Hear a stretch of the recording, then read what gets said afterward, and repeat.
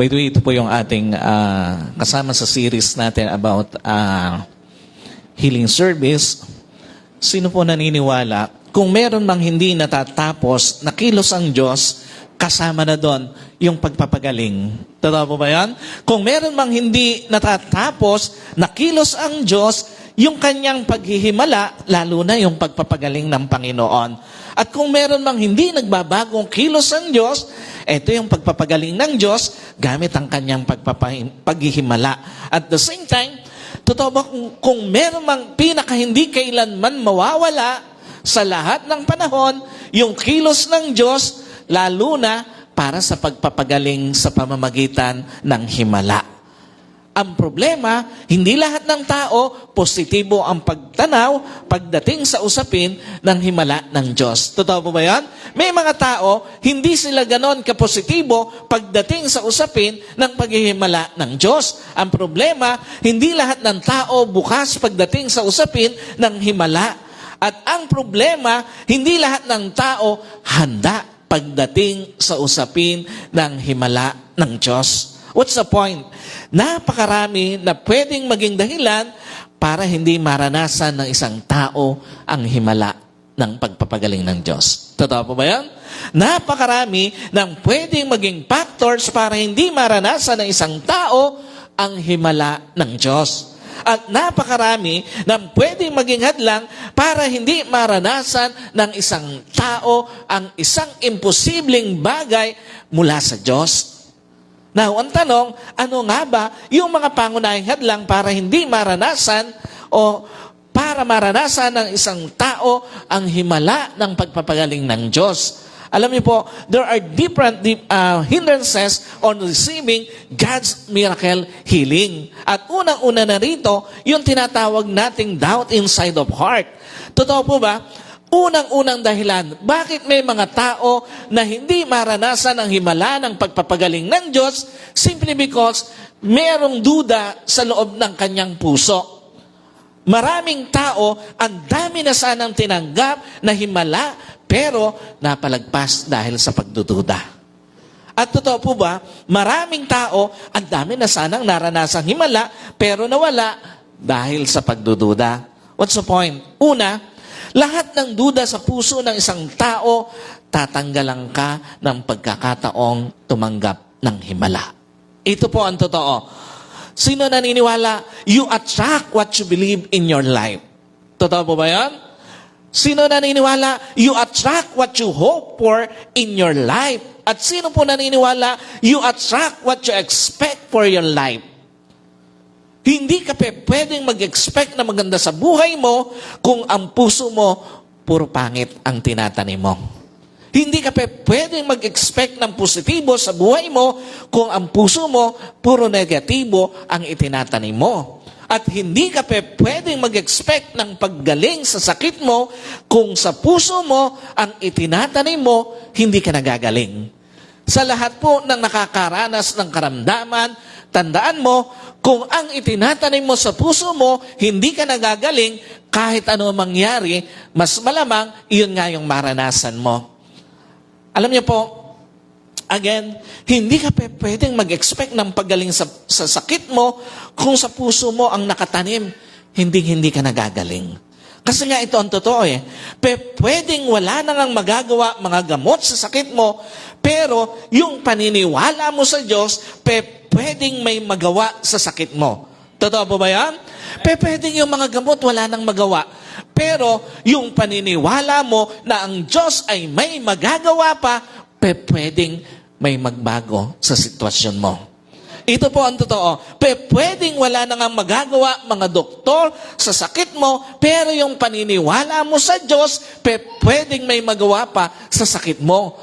Pwedeng ang mundo ay wala na nga magagawa sa sakit mo, pero yung paniniwala mo sa Diyos ay pwedeng magbago ng kondisyon mo. Ikalawa, lahat ng duda sa puso mo, patitigasin ang puso mo sa himala ng Diyos. Totoo po ba? Pag puno ng duda ang puso mo, kahit nasa harapan mo na ang himala ng Diyos, pagdududahan mo pa rin. Totoo po ba, pag puno ng duda ang puso mo, kahit nasa harapan mo na ang pinagaling ng Diyos, hindi ka maniniwala. At totoo po ba, pag puno ng duda ang puso mo, kahit nasa harapan mo na ang pinaghimalaan ng Diyos, magdududa ka pa rin.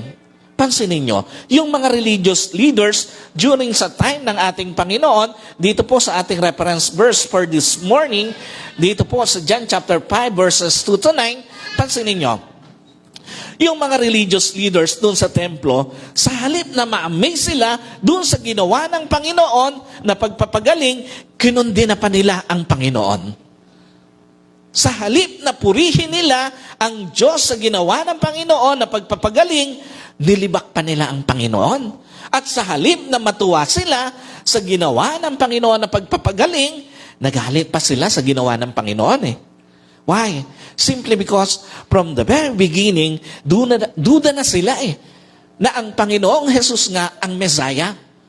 Sa simula pa lang, meron na silang duda na ang Panginoong Jesus nga, siya nga yung tagapagligtas. From the very beginning, duda na sila na kaya nga ng Panginoon na magpagaling. And from the very beginning, duda na sila na kaya nga maghimala ni Lord. Alam niyo po, unang-unang hadlang, bakit may mga tao hindi nila maranasan ang himala ng pagpapagaling ng Panginoon simply because of the doubt inside their heart. Another thing, pride inside of heart. Sino po naniniwala? Dahil sa pride, malabo kang makaranas ng himala ng pagpapagaling ng Diyos. Alam niyo po, yung mga religious leaders, during their time, sa panahon ng ating Panginoon, hindi lang duda, kung hindi yung pride din ang naging hadlang, bakit hindi nila naranasan ang himala ng Panginoon? Alam niyo po, dahil sa pride, may pag-asa ka na sanang gumaling, pero napalagpas mo pa rin yon. At dahil sa pride, tuluyan mong mamimiss pagpapagaling ng Diyos. What's the point? Una, pag puno ka ng pride, puro magagawa mo lang ang aasahan mo at hindi magagawa ng Diyos. Totoo po ba yan? Pag ang isang tao punong-puno ng pride kahit na nandoon na sa banig ng karamdaman, ang aasahan lang niya yung kanyang magagawa at hindi ang magagawa ng Diyos. Pag ang isang tao punong-puno ng pride, malabong umasa sa magagawa ng Diyos. At pag ang isang tao puno ng pride, malabong umasa sa maibibigay ng Diyos. And at the same time, pag ang isang tao punong-puno ng pride, malabong umasa sa maibibigay ng Diyos. Kasi nga, pag puno ka ng pride, kahit may sakit ka na, ang aasahan mo yung magagawa mo. Pag puno ka ng pride, kahit may sakit ka na, ang aasahan mo yung pera mo eh. At pag puno ka ng pride, kahit may sakit ka na, ang aasahan mo yung sarili mo.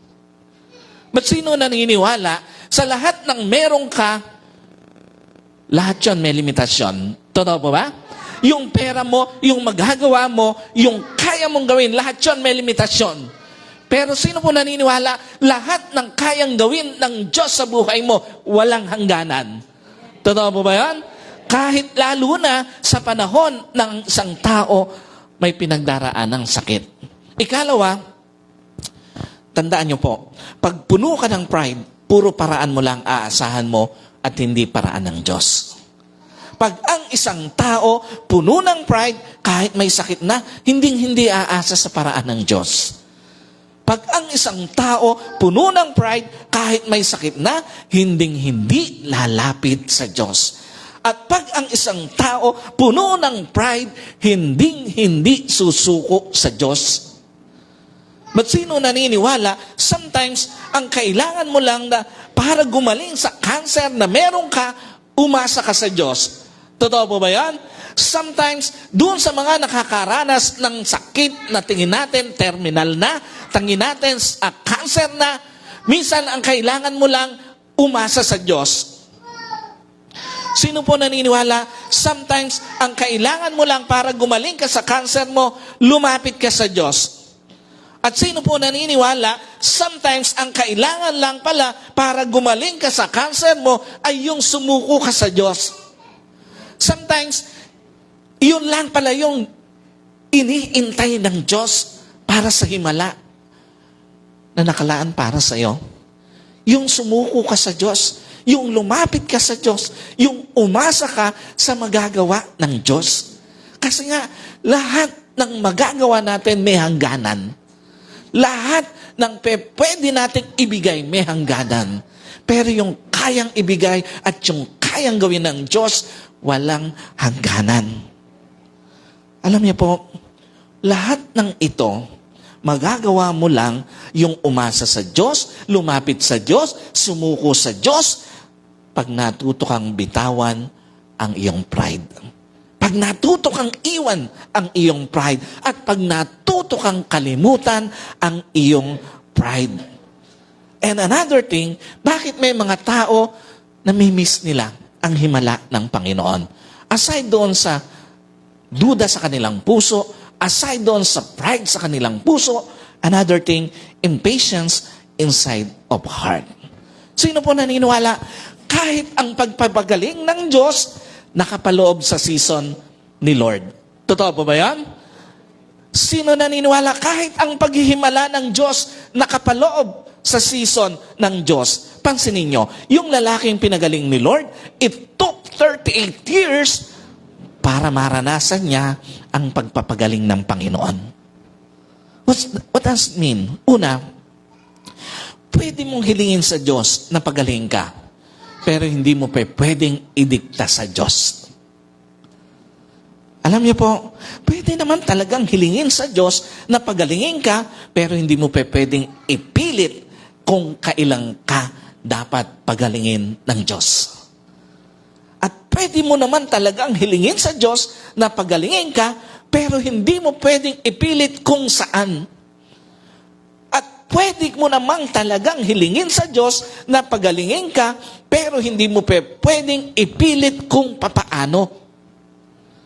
For again, God has His own term to heal. God has His own way to heal. And God has His own time to heal. Iba ang paraan ng Diyos sa paraan ng tao, pero ang sigurado, mas maganda ang paraan ng Diyos. Iba ang season ng Diyos sa season ng tao, pero ang sigurado, mas maganda ang season ng Diyos. Iba ang gusto ng Diyos sa gusto ng tao, pero ang sigurado, mas maganda ang gusto ng Diyos para sa iyo. Ikalawa, pwede mong hilingin sa Diyos na pagalingin ka, pero hindi mo pwedeng pangunahan ang Diyos. Sino po naniniwala sa panahon ng matinding karamdaman, maraming dinidil ang Diyos sa isang tao? Totoo po ba yan? Habang dumadaan ka sa matinding karamdaman mo, ang Diyos patuloy na may dinidil sa loob o sa kalooban ng isang tao.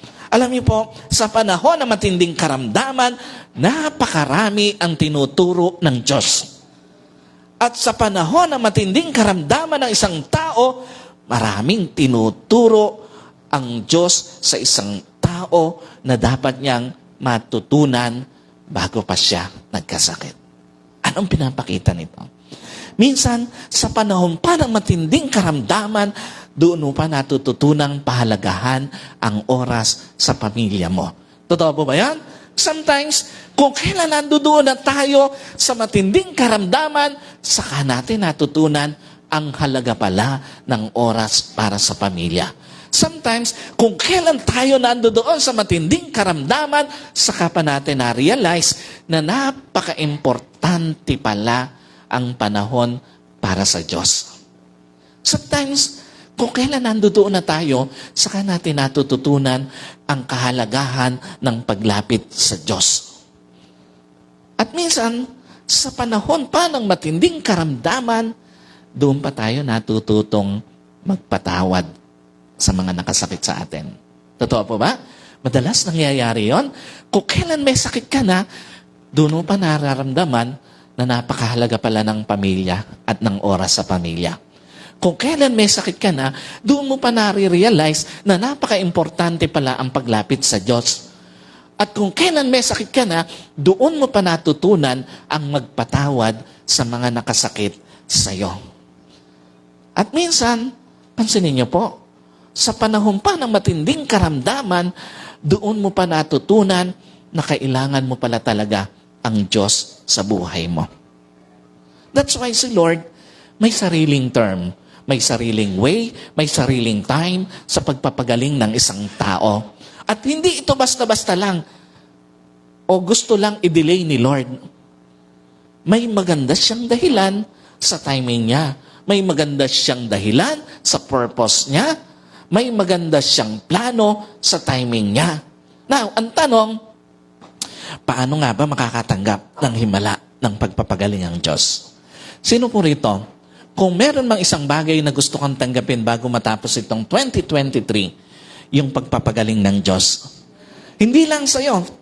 Dahil maaaring kaya ka nandito, dahil merong mahal sa buhay, merong importanteng tao sa buhay mo, kaya ka pala dinala ng Diyos dito ay para maging channel ka ng paggaling ng tao na yon. Alam niyo po, for us to be able to receive God's miracle or healing miracle, believe God will remain the same yesterday, today, and tomorrow. Sino po naniniwala? Hindi ka makakatanggap ng paghihimala o pagpapagaling ng Diyos kung ang tingin mo sa Diyos nagbabago. Totoo ba yan? Hindi ka makakatanggap ng paghihimala ng pagpapagaling ng Diyos kung ang tingin mo sa Diyos nagbabago ang kakayanan at nagbabago ang kapangyarihan. What does it mean? Una, kailangan mong maniwala na yung Jesus na nagpalakad sa templo o sa lumpo sa templo ay siya ring Jesus na magpapagaling sa iyo ngayon. Sino po naniniwala? Yung Diyos na naghimala doon sa templo, siya rin yung Diyos na kayang maghimala ngayon sa buhay mo at doon sa mga mahal mo sa buhay. At sino po naniniwala? Yung Diyos na naghimala noon sa templo 2023 years ay siya ring Diyos na kayang magpagaling sa iyo ngayon kahit pa cancer ang sakit na meron ka. At sino po naniniwala? Yung Diyos na naghimala noon sa templo ay siya ring kayang magtanggal ng hindi natanggal na sakit ng tao sa iyo. Tandaan niyo po, gaano mang kalayo ang panahon mo sa panahon ng Diyos doon sa himala, sa templo, kayang-kaya kang abutin ng kamay ng Diyos. Gaano mang kalayo ang panahon mo sa panahon ng himala sa templo, kayang-kaya kang abutin ng himala ng Diyos. At gaano mang kalayo ang panahon mo sa himala sa panahon doon sa templo, kayang-kaya kang pagalingin ng kapangyarihan ng Diyos. Ikalawa, kailangan mong maniwala na yung Jesus na nahabag sa lumpo doon sa templo ay siya ring Jesus na puno ng habag sa iyo ngayon. Alam niyo po, sino naniniwala? Habag lang naman talaga ng Diyos. Bakit pwedeng gumaling ang isang tao? Totoo ba yan? Grasya lang naman talaga ng Diyos. Bakit pwedeng gumaling ang isang tao? Lalo na doon sa mga antingin ng tao, imposible nang gumaling. Alam niyo po, again, lahat ng ito ay habag lang ng Diyos. Yung pagpapagaling ng Diyos sa cancer, yung pagpapagaling ng Diyos sa hindi napagaling ng mga doktor, yung pagpapagaling ng Diyos sa mga hindi na kaya ng mga gamot o medisina, lahat ng ito ay dahil doon sa habag ng Diyos. Alam niyo po, again, kailangan mong maniwala na yung Jesus na nahabag doon sa lumpo, sa templo, ay siya ring Jesus na mahahabag ngayon sa isang dumaranas ng karamdaman. Alam niyo po, hindi lang paghihimala ng Diyos ang hindi nagbabago, maging ang pagmamahal ng Diyos. Totoo po ba? Hindi lang ang pagpapagaling ng Diyos ang hindi nagbabago, maging ang habag ng Diyos at maging ang paglingap ng Diyos. Ano ibig sabihin nito? Maniwala ka sa panahon ng matinding karamdaman mo, hindi kukulangin ng pagmamahal ang Diyos sa iyo. Maniwala ka, sa panahon ng matinding karamdaman mo, hindi kukulangin ng habag ang Diyos sa iyo. At maniwala ka, sa panahon ng matinding karamdaman mo, hindi kukulangin ng paglingap ang Diyos sa iyo. And another thing, for us to be able to receive God's miracle healing, believe God can do it alone. Maniwala ka, kayang-kaya ng Diyos yan. Sa ganang sarili ng Diyos, kaya kang pagalingin ng Diyos. Sa ganang sarili ng Diyos, kaya kang ibangon ng Diyos. At sa ganang sarili ng Diyos, kayang tanggalin kahit cancer pa yan. What's the point? Una, mas makapangyarihan ang paniniwalang ang Diyos ay sapat na. Pag sinabing ang Diyos ay sapat na, gagamitin ng Diyos ang doktor, pero sa likod ng husay ng isang doktor, ang kamay ng Diyos. Pag sinabing ang Diyos ay sapat na, gagamitin ng Diyos ang medisina, pero ang Diyos pa rin sa likod ng husay ng medisina, ang kamay pa rin ng Diyos ang magpapagaling. At pag sinabing ang Diyos ay sapat na, gagamitin ng Diyos ang siyensya, pero sa likod ng husay ng siyensya, ang kamay ng Diyos ang siyang totoong magpapagaling. Anong ibig sabihin to? Tandaan niyo po, walang paggaling sa buhay mo ang mangyayari nang wala ang kamay ng Diyos. Walang pagbangon sa buhay mo ang mangyayari nang wala ang kamay ng Diyos. At walang paglaya, lalo na sa sakit na kanser, ang mangyayari nang wala ang kamay ng Diyos. Ikalawa, mas makapangyarihan ang paniniwalang ang Diyos ay tapat. Sino po naniniwala? Tapat ang Diyos. At ang katapatan na yon ng Diyos ay pwedeng maging daan para lumaya ang isang tao sa karamdaman. Mas makapangyarihan ang katapatan ng Diyos kaysa anumang karamdaman. Mas makapangyarihan ang karamdaman ng Diyos kaysa anumang malubhang sakit. At mas makapangyarihan ang kapangyarihan ng Diyos kaysa anumang cancer. Anong ibig sabihin nito? God will always be your place of refuge. God will always be your place of rest. And God will always be your place of peace. Sa panahon ng matinding karamdaman, ang Diyos ang magsisilbing kanlungan mo. Sa panahon ng matinding karamdaman mo, ang Diyos ang magsisilbing kapahingahan mo. At sa panahon ng matinding karamdaman, ang Diyos ang magsisilbi na kapayapaan mo. And another thing, for us to be able to receive God's miracle healing, believing God's perfect timing. Sino po naniniwala? Wala namang talagang gaganda pa sa timing ng Diyos. Totoo ba yan? Sino naniniwala? Wala nang gaganda pa sa season pagdating o sa pagpapagaling ng Diyos. At sino po naniniwala? Wala nang gaganda pa. Hindi lang sa timing, hindi lang sa season, maging sa panahon ng pagpapagaling ng Diyos. What's the point? Una, pag timing ni Lord ang inasahan mo sa paggaling mo, iiwas ka nito sa malalim na frustration. Totoo po ba? Kaakibat ng matinding karamdaman o pagkainip sa pagpapagaling ang malalim na frustration. Totoo po ba yan? Sa mga nakakaranas ng karamdaman, alam niyo po, isa sa mga kakambal ng matinding karamdaman yung pagkainip doon sa pagpapagaling ng Diyos. Nakakaramdam ng frustration, nakakaranas ng frustration ang isang taong sobrang naiinip. At habang napuprostrate ka sa sakit, nadadamay ang pamilya mo sa frustration mo. Totoo po ba yan?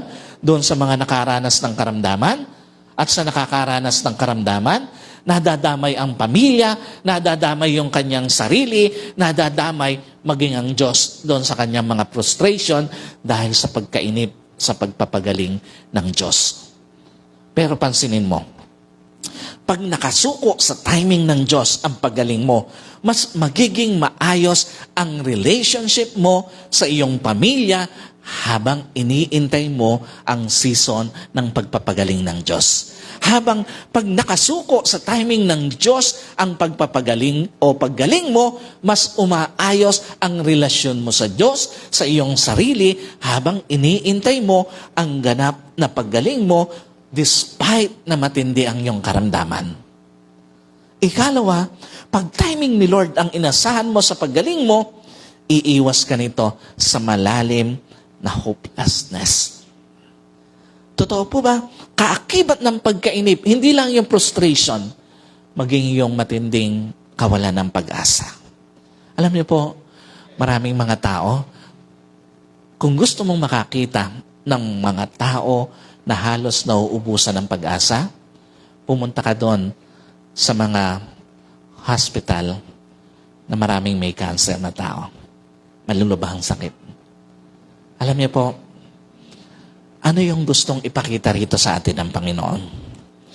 Kaakibat ng pagkainip sa paggaling, yung malalim na kawalan ng pag-asa, na habang naiinip ka, nauubos ang pag-asa mo na kung gagaling ka pa ba. Na habang naiinip ka, nauubos ang pag-asa mo na magbabago pa ba ang sitwasyon mo. Na habang naiinip ka, nauubos yung pag-asa mo na makakabangon ka pa eh. Pero pansinin mo, pag nakasuko sa timing ni Lord ang pagaling mo, kahit anong haba ng panahon ang ipag-iintay mo, masaya kang nag-iintay. Totoo po ba yan? Pag nakasuko sa timing ng Diyos ang pag-iintay mo, kahit anong haba ng panahon ang ipag-intay mo, buo ang loob mo na gagaling ka. Hindi ka lang masayang nag-iintay sa Diyos. Buo pa ang loob mo na pagagalingin ka ng Diyos. At pansinin nyo, pag nakasuko sa timing ng Diyos ang paggaling mo, kahit anong haba ng panahon ang ipag-intay mo, punong-puno ka ng pag-asa na ibabangong ka ng Diyos. Gaya po ng himala na ipinaranas niya doon sa lumpo. 2023 years ago, ibinangon ng Diyos ang isang lumpo na parang wala ng pag-asa, nagagaling pa. Now, ang tanong, ano ba gustong ituro ng Diyos dito sa himalang ito na ginawa ng Diyos? 2023 years ago. Alam niyo po, unang-una, no matter how deep you feel alone, God never forgotten you. Niniwala po kayo doon? Pag nasa matinding karamdaman kasi ang isang tao, pansinin nyo, hindi niya maiwasan na parang mag-isa na lang siyang lumalaban sa sakit niya. Totoo po ba, pag nasa matinding karamdaman ng isang tao, hindi niya maiwasang maramdaman na parang siya na lang yung nag-aalala para sa sarili niya. At totoo po ba, pag nasa matinding karamdaman ng isang tao, hindi niya maiwasang maramdaman na parang kahit ang Diyos, nakakalimutan na siya. Pansinin niyo yung lalaki? Yung lalaking lumpo, ang sabi niya sa Panginoon dito sa verse 7 ng John chapter 5, Ginoo, walang taong maglusong sa akin sa tipunan ng tubig kapag kakinakalaw-kaw na ng anghel ang tubig at samantalang ako'y lumalapit ay nakalusong na muna ang iba bago ako.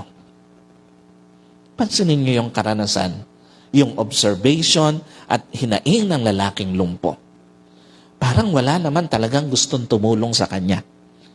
During that time, eto na yung pakiramdam niya eh. But sino po naniniwala? Again, sa pinakamalalim na pakiramdam mo ng pag-iisa, hindi ka nakakalimutan ng Diyos. Totoo po ba?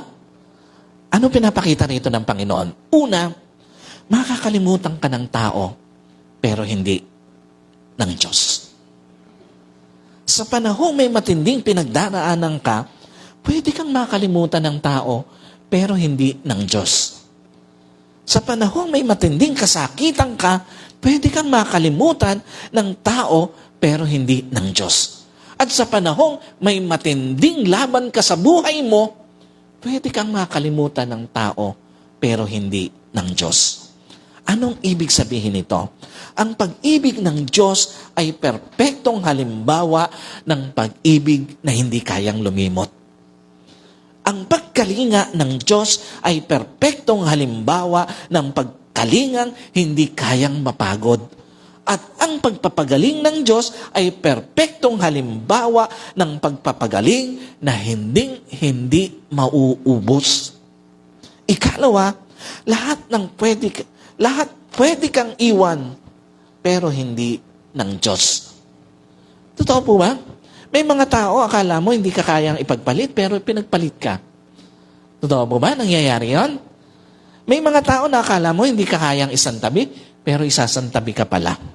At may mga tao na akala mo, again, hindi ka kayang iwan, pero iiwan ka pala.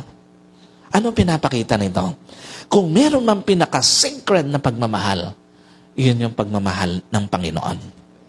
Kung meron man pinaka-secured na pagkalinga, alam niyo po, ito yung pagmamahal ng Panginoon. At kung meron man pinaka-secured na relasyon sa Diyos.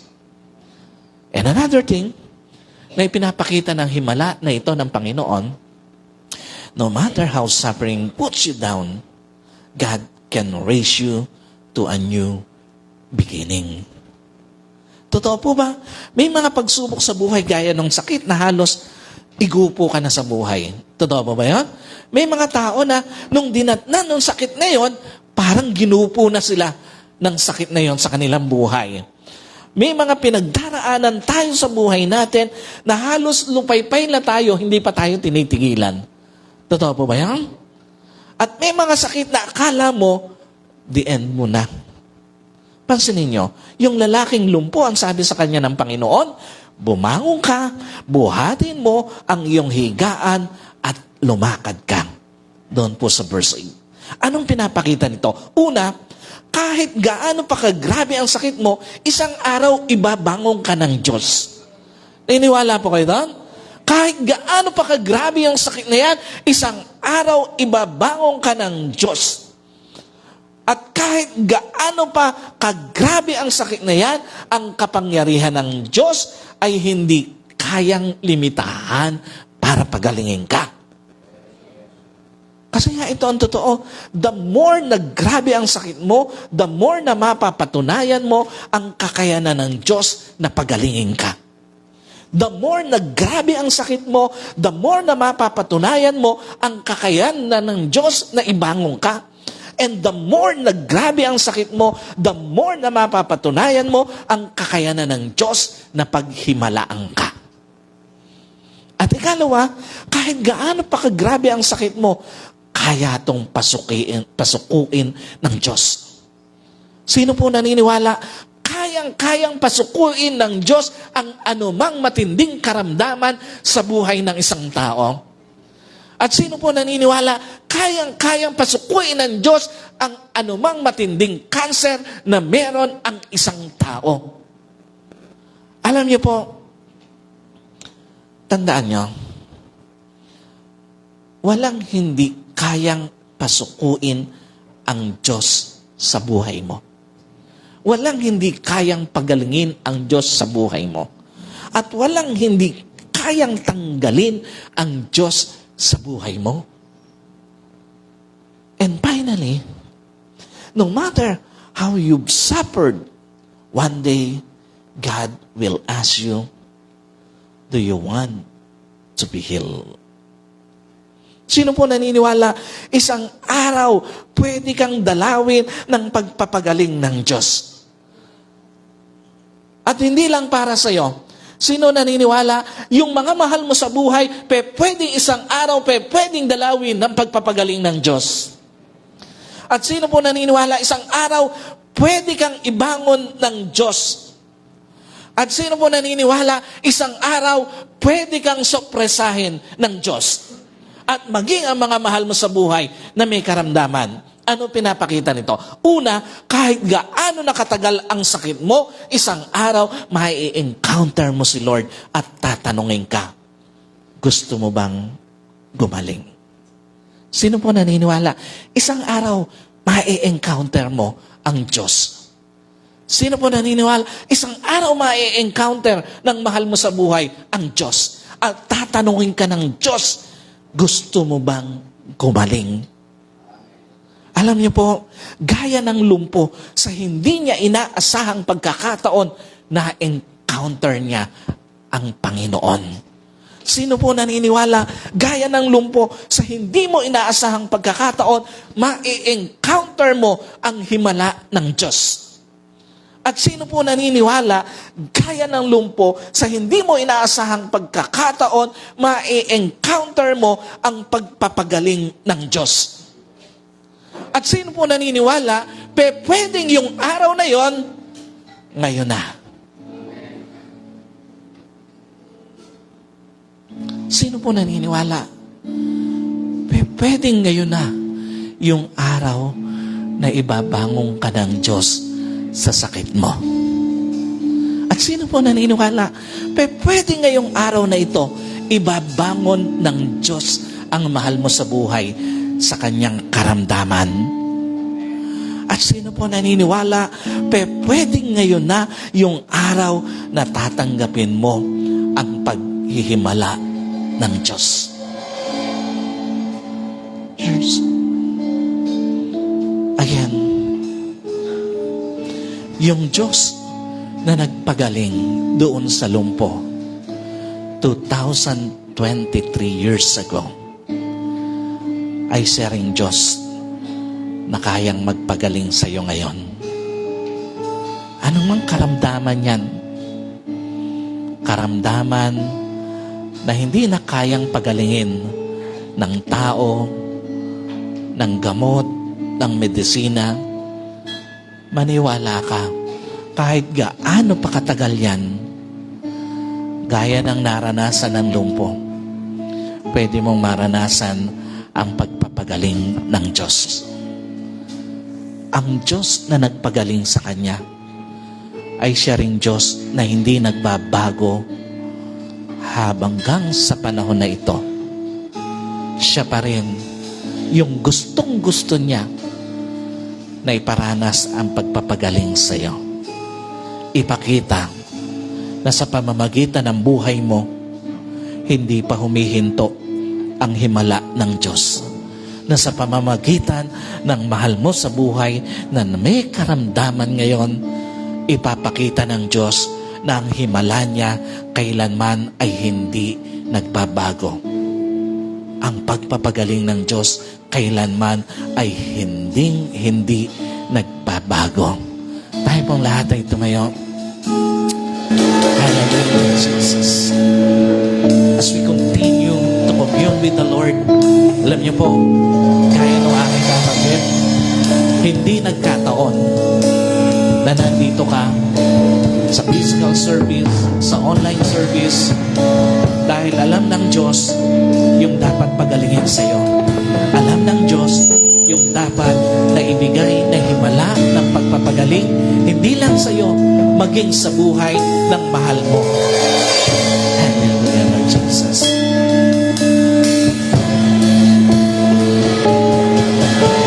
His power, your name is healing, your name is life.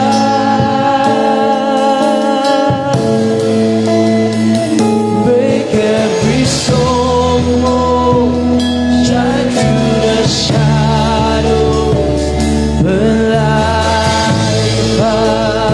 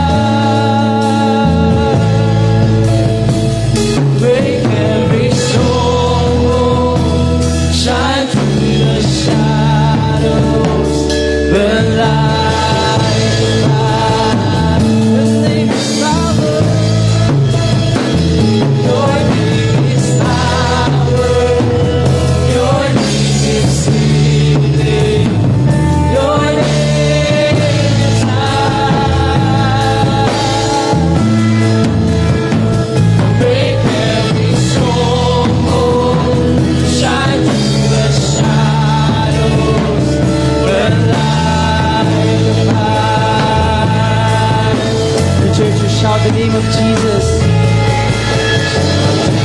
From the mountain, Jesus in the streets, Jesus in the darkness over every enemy.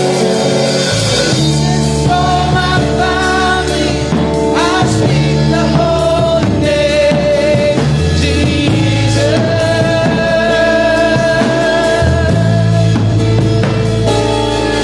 Shout Jesus from the mountain, Jesus in the street, Jesus in the darkness over every enemy.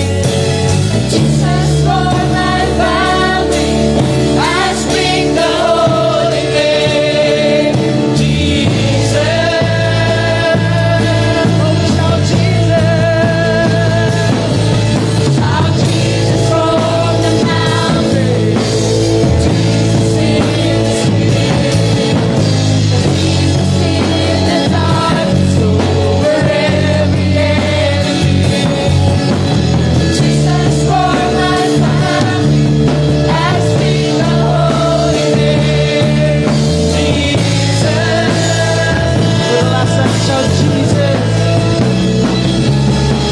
Shout Jesus from the mountain, Jesus in the street, Jesus in the darkness over every enemy.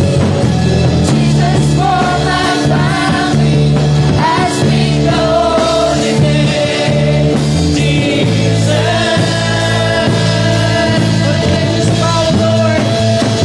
Your name is power, your name is healing, your name is life. Break every stronghold, shine through the shadows, burn like a fire. With all your voices, your name is power, Lord. Your name is power. Your name is healing. Your name is life.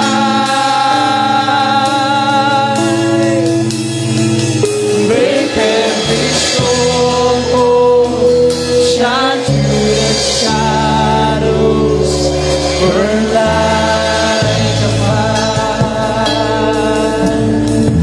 Lord Jesus, praise you, Lord. Glorify your name. Lord, sa oras na ito, I speak healing, Panginoon, sa lahat po ng nakakarinig ng mensaheng ito, Panginoon, dumadaloy sa oras na ito, in the mighty name of Jesus, Panginoon, ang pagpapagaling mo, Panginoon. Doon sa mga nasa tahanan, na nandoon sa banig ng karamdaman, Lord, marami kang pinagagaling ngayon. Doon sa mga nasa hospital, Panginoon, marami kang binabamon ngayon. Doon sa mga nasa matinding karamdaman, marami kang pinagagaling ngayon, Panginoon. Lord, walang kapangyarihan ng cancer, Panginoon, laban sa kapangyarihan mo, Panginoon. Lord, I speak power para sa anumang karamdaman na meron ang mga tao na nakakarinig ng mensaheng ito, Panginoon. Sa oras na ito, Panginoon, napakarami ang dumadaloy na himala ng pagpapagaling mo, Panginoon. Lord, sa aming mga kapatid, kay Marlene, Panginoon, kahit na ito ay cancer pa, Panginoon, sa oras na ito, kine-claim namin na pinagaling mo na siya, Panginoon.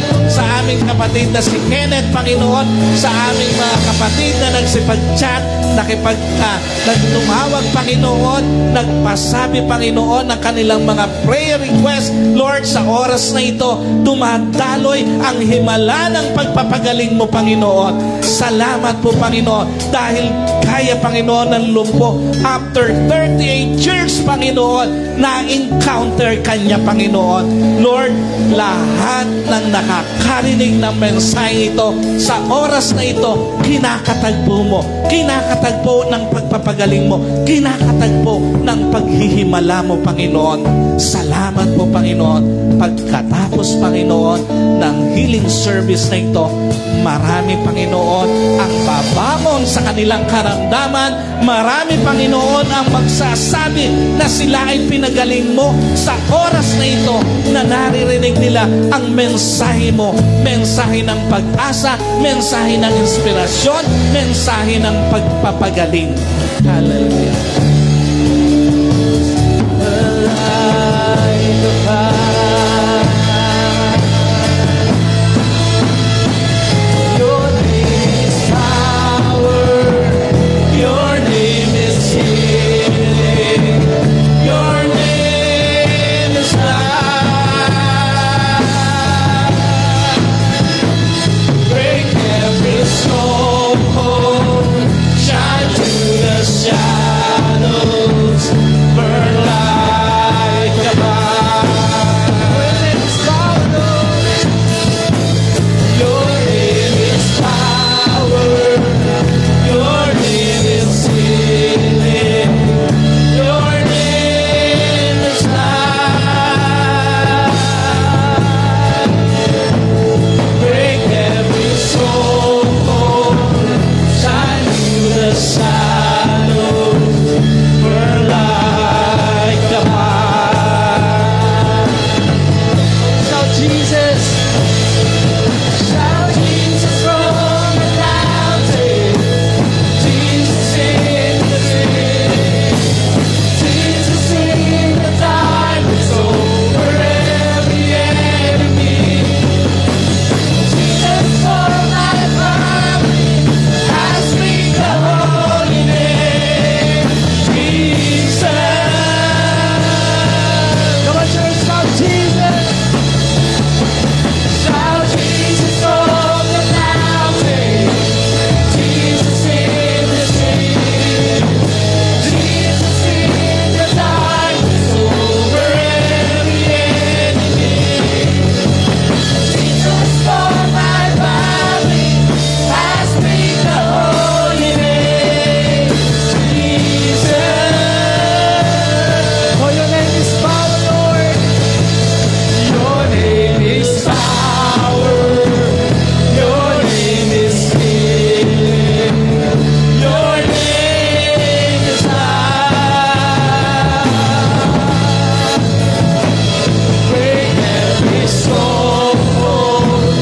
Shine through the shadows. Burn like a fire. Believe with all your voices. Your name is power. Your name is healing. Your name is life.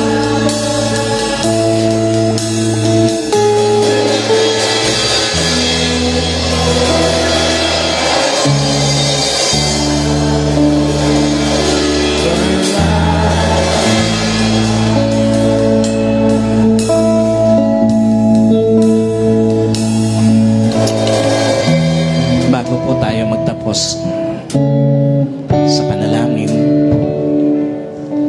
gusto lang ipasabi ng Panginoon sa iyo, sino ka man, anak, sa oras na ito, bubuksan ko ang bahay bata mo, magkakaanak ka. Maniwala ka. Pinagagaling ngayon ng Panginoon ang karamdaman mo ng hindi pagkakaroon ng anak. Lord, salamat po sa iyong mensahe sa iyong anak na ito. Sino man siya, nasaan man siya, tinanggap na niya ang mensahe mo sa oras na ito. Sa pangalan ng aming Panginoong Jesus. Amen and Amen. God bless po.